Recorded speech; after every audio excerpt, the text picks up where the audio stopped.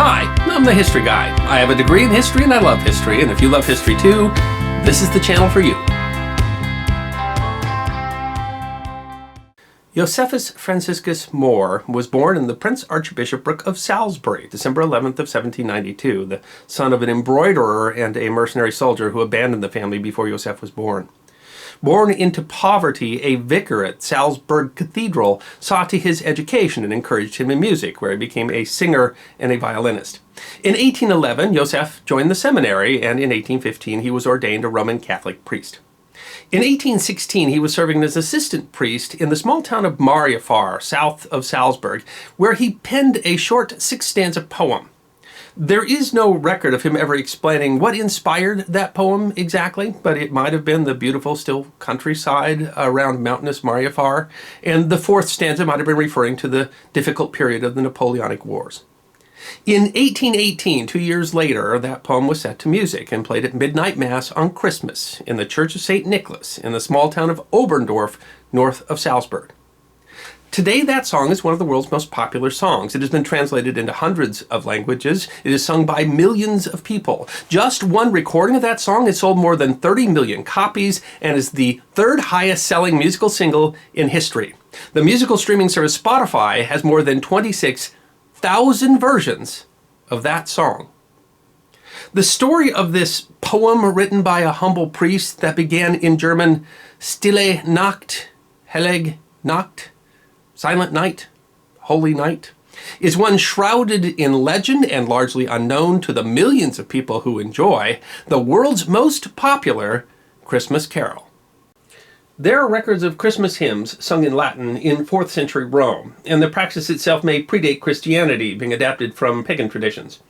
But these early songs weren't popular with the public, and in the early church, Christmas was a minor holiday. The regular singing of Christmas hymns at Christmas midnight mass is often credited to St. Francis of Assisi in the 13th century, and Francis's insistence that the songs be sung in native languages rather than Latin helped to popularize the tradition. The period of the life of Father More had been one of almost constant conflict in Europe. Salzburg had been occupied by the French during the War of the Second Coalition, the last of the French Revolutionary Wars. In 1805, the former Prince Bishopric was split between the Austrian Empire and Bavaria in the Treaty of Pressburg during the Napoleonic Wars. Then in 1809, Salzburg was ceded to Bavaria after Napoleon Bonaparte defeated Archduke Charles of Austria in the Battle of Wagram, ending the War of the Fifth Coalition. The territory was again divided between Austria and Bavaria in the Treaty of Paris, which ended the Napoleonic Wars. It is in this context that the fifth stanza of his poem finds its meaning. Long we hoped that he might, as our Lord, free us of wrath. Since times of our fathers he hath promised to spare all mankind. In 1817, Father More became an assistant priest in the town of Oberndorf, 11 miles north of Salzburg. On Christmas Eve, 1818, Father More visited his friend, Franz Xaver Gruber, who was the church choirmaster and organist. In addition to being the choirmaster for the church in Oberndorf, Franz Gruber was a teacher and the church caretaker and organist for the town of Arnsdorf, about 3 miles away. Gruber was a composer, and More hoped that he could write music to accompany the poem he had written 2 years earlier, so that he could sing it at Christmas Mass, just a few hours away. Gruber composed the melody in just a few hours. Gruber and More first sang the song Stille Nacht in the appropriately named St. Nicholas Church in Oberndorf, for midnight mass, Christmas of 1818.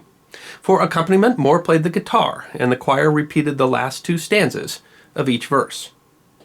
There has long been a legend that the church organ was broken. Some say because of rust, and others say because of a damage done by a hungry mouse. But the fact is there is no actual record that the organ was broken, and neither More nor Gruber ever explained why the melody was accompanied by guitar and not the organ. It might be that Father More simply enjoyed the guitar. By the 1830s, it had become a popular folk song throughout Austria and was popularly sung by 2 families of folk singers, the Strasser family and the Rainer family, who became the first to sing the song in the United States, in New York, in 1839.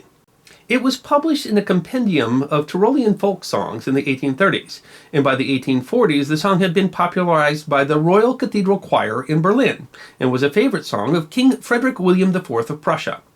In 1859, an Episcopal priest in New York City translated the song into English. While the lyrics were not an exact translation, they preserved the spirit of the song. It was then carried by Christian missionaries worldwide. In one of the more extraordinary moments in history, German soldiers began singing Stille Nacht from the trenches on Christmas Eve of 1914.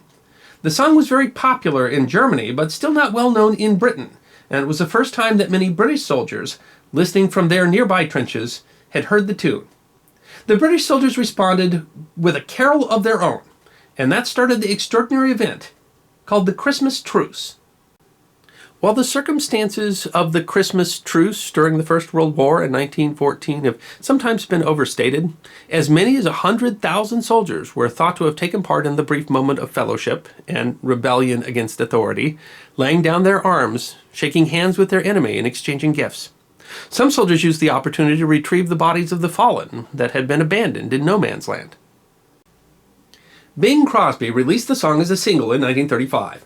Since then, that single has sold more than 30 million copies, making it the third highest-selling single of all time, behind Elton John's Candle in the Wind and Crosby's own White Christmas. A devout Catholic, Crosby thought that it would be wrong to profit from a religious song. All the royalties from the third best-selling song in history have gone to charity. Other versions have been produced by vocalists as diverse as Elvis Presley, Gene Autry, and Justin Bieber. In 2010, music licensing company PPL determined that Silent Night was Britain's most recorded Christmas song of all time. A similar analysis by Time magazine in 2014 of all Christmas albums recorded in the United States since 1978 determined that Silent Night was America's most popular Christmas recording, with 733 copyrighted recordings since 1978. If you listened to a different one of the more than 26,000 versions of the song on Spotify every night, you go more than 79 years before having to repeat a version. The song was published for decades without providing any credit. For many years, people thought that it was a composition of either Beethoven or Bach.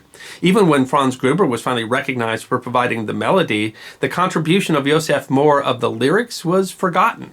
The question was finally settled in 1994, when an original copy, in Joseph Mohr's hand and including the original score for guitar, and dated 1820, was finally authenticated.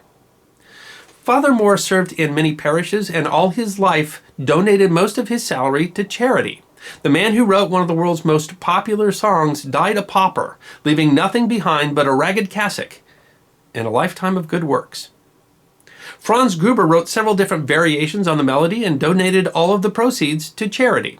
He was recognized as a composer for composing more than 90 songs, but Stille Nacht was by far his most popular. The Church of St. Nicholas had to be demolished as the entire town of Oberndorf was moved upstream due to repeated flooding, but there is a small chapel on the site of the original church that is dedicated to the song Silent Night, and next to it is a museum that commemorates the lives of Father Mohr and Franz Gruber and local history. Franz Gruber's home in the Austrian town of Hallein has been preserved as a museum, and included in its displays is Joseph Mohr's guitar, used to play the song for the first time in 1818. And it is still the song's humble origins that are perhaps the most compelling part of the story of the world's most popular Christmas carol. I'm the History Guy, wishing you and yours a very Merry Christmas.